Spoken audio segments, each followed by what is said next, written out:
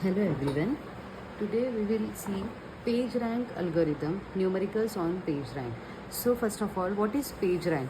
PageRank is defined as a classical method used to arrange the web pages according to its objectives and usage of terms involved in it on World Wide Web by using any linked data structure. Okay, so basically what is PageRank algorithm? It is used to rank the web pages available on your web.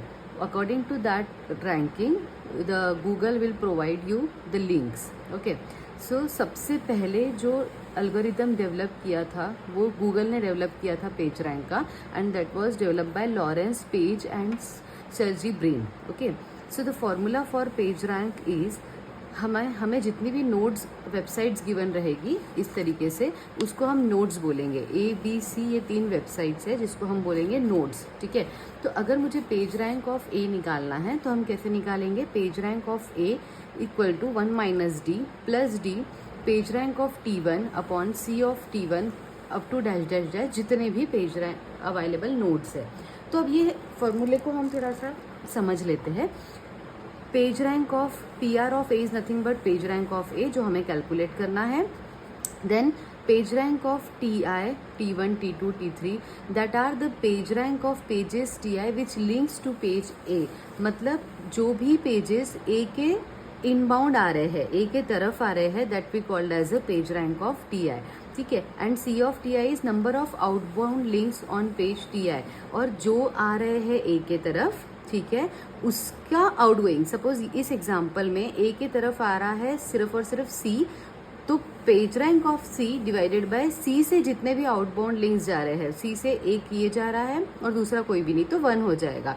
जैसे अगर हम B का calculate करेंगे तो B के inbound में आ रहा है A और B का आउटबाउंड हो रहा है 1. C का इनबाउंड 1 2 है, तो पेज रैंक ऑफ A भी आएगा, पेज रैंक ऑफ B भी आएगा, इस तरीके से. ठीक है, so what is, first of all, what is D? D is nothing but we called as a damping factor. Okay, so what is damping factor?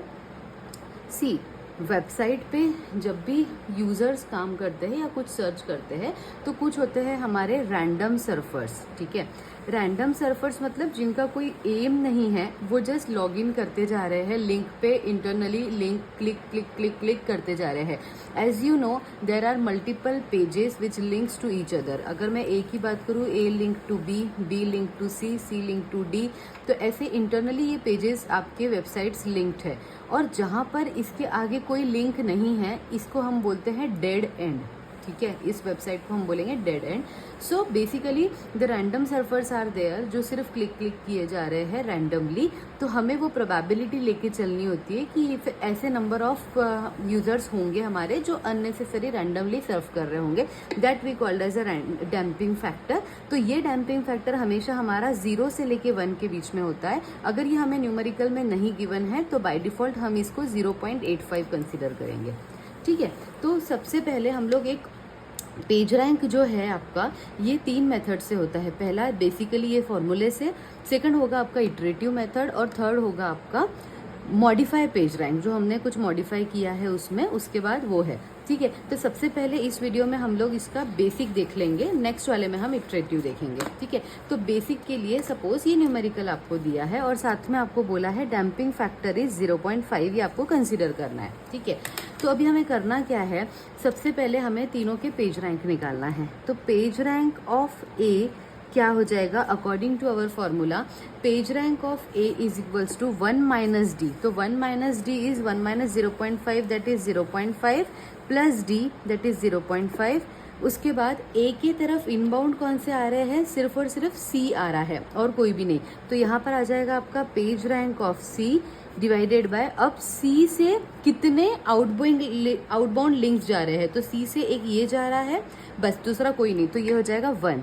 इसको मैंने मार्क कर दिया इक्वेशन नंबर 1. ठीक है, now page rank of B भी ऐसे ही calculate कर लेंगे. ये तो सेम हो जाएगा आपका 0.5 प्लस 0.5. ठीक है, अब पेज रैंक ऑफ बी निकालते टाइम ए की तरफ इनबाउंड कहाँ से आ रहा है? ए से. बी की तरफ इनबाउंड कहाँ से आ रहा है? ए से. तो ये हो जाएगा आपका पेज रैंक ऑफ ए. और ए से आउटबाउंड लिंक कितनी जा रही है? एक जा रही है ये और एक जा रही है ये, तो कितनी हो गई? 2. तो ये हो जाएगा आपका इक्वेशन नंबर 2।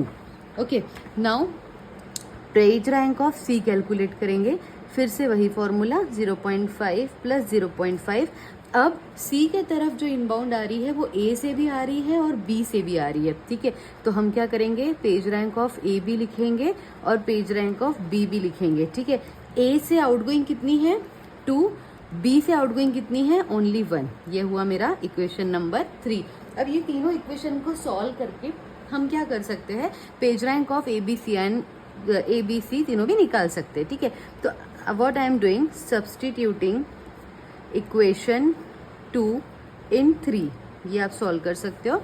तो मैंने क्या किया यहाँ पर, page rank of C equal to 0.5 plus 0.5 page rank of A by 2 plus ये पेज रैंक ऑफ बी की जगह मैंने पूरा ये वाला फॉर्मूला सब्सटीट्यूट कर दिया। तो ये हो जाएगा 0.5 plus 0.5 page rank of A divided by 2। ये हुआ मेरा इक्वेशन नंबर 4। अब मैं क्या करूँगी, ये पेज रैंक ऑफ सी का जो इक्वेशन नंबर 4 है ये 1 में पुट कर देती हूँ। पुट इक्वेशन नंबर 4 इन 1, ठीक है। तो ये हो जाएगा आपका page rank of A equal to 0.5 plus 0.5 और यहाँ पर हमारा पूरा ये वाला फॉर्मूला आ जाएगा। ये हो जाएगा 0.5 plus 0.5 page rank of A by 2 plus 0.5 plus 0.5 page rank of A by 2, ठीक है। आप इसको सॉल्व कर लेंगे इस इक्वेशन को, तो आपको पेज रैंक ऑफ ए की वैल्यू मिलेगी 1.0769। फिर यही वैल्यू हम लोग पेज रैंक ऑफ इसमें पुट कर देंगे इक्वेशन नंबर 2 में, तो मुझे पेज रैंक ऑफ बी का वैल्यू मिल जाएगा, that will be 0.7692। And last में पेज रैंक ऑफ ए और बी यूज़ करके हम सी में पुट करेंगे, तो मुझे सी का वैल्यू मिल जाएगा, दैट विल बी 1.1538, ठीक है। अब अगर मैं ये तीनों का टोटल लेती हूँ तो एवरेज इसका आपका अप्रॉक्सीमेटली इक्वल टू 3 आता है and that will be your number of web pages, ठीक है। तो अभी हमें अगर रैंकिंग देनी है तो हम कैसे देंगे, तो सबसे ज़्यादा रैंकिंग हमारा आएगा पेज रैंक ऑफ सी को फर्स्ट रैंक आएगा, देन उसके बाद आएगा आपका page rank of A second rank and then page rank of B third rank. तो इस तरीके से हम इसका रैंकिंग करेंगे। ओके, नेक्स्ट वीडियो में हम लोग देखेंगे इसी न्यूमेरिकल को हम लोग इटरेटिव से कैसे सॉल्व करेंगे। Thank you.